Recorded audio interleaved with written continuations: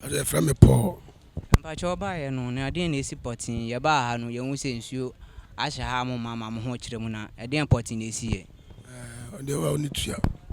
De omu hunu ha no esa na tie. Abato de nka basa bia ama ya to na sunjum. Na nsuo no na ase no makakra ha.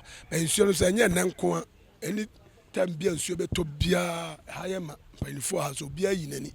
Se na mo anga so mahu bi se na kra ba school a ka mo metima ko break. Ko mo ntimi nko break.